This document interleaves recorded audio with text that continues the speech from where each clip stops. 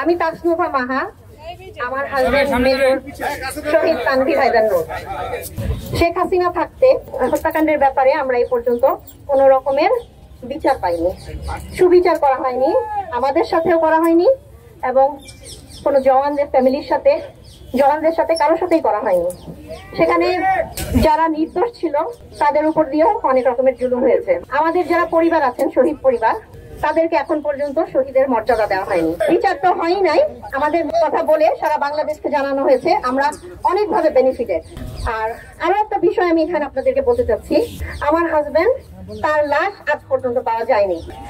এটার জন্য আমি গত 4 মাসে অনেক চেষ্টা করেছি, যথাযথ কর্তৃপক্ষকে জানিয়েছি, আমাকে কোনো রকমের অ্যাপয়েন্টমেন্ট কোনো কিছুই দেওয়া হয়নি। আমি আপনাদের মাধ্যমে চাই আপনারা সেই ব্যবস্থাটা করেন যেন আমার হাজবেন্ডের ডেড বডিটা আইডেন্টিফাই করা হয়। এটা ব্যবস্থা আপনারা করে দিবেন।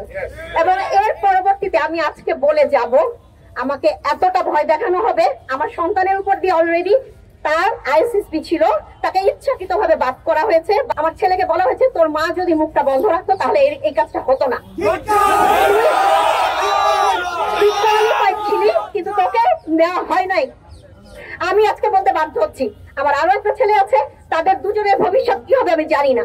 আমি 3 মার্চ 2009 প্রথম বলি পিলখানাতে আমি যখন যে রুমে বন্দি ছিলাম, সেই রুমে আমাকে যারা ধরে নিয়ে যায় তাদের মধ্যে 3 জন হিন্দি ভাষা বলছিল, যার জন্য তারেক সিদ্দিকীর নিচে আমার গায়ে হাত পর্যন্ত তোলে। এই কথা আমি মঈনুর আহমেদকে বলছি, তৎকালীন শহীদ পরিবার সহায়তা কেন্দ্রের যতগুলো অফিসার ছিল তাদের সবাই জানে। আমাকে এই জন্য অনেক অপমানের শিকার হতে হয়েছে। এই পর্যন্ত আমি যে কোনো জায়গায় চাকরিতে গেছি, আমাকে চাকরি করতে দেওয়া হয় নাই। এই জিনিসগুলো রাওয়া থেকে শুরু করে সব জায়গাতে জানানো হয়েছে, আমাকে কেউ কোনো সাহায্য করে নাই। এখন পর্যন্ত আমি কোথাও কোনো হেল্প পাই নাই।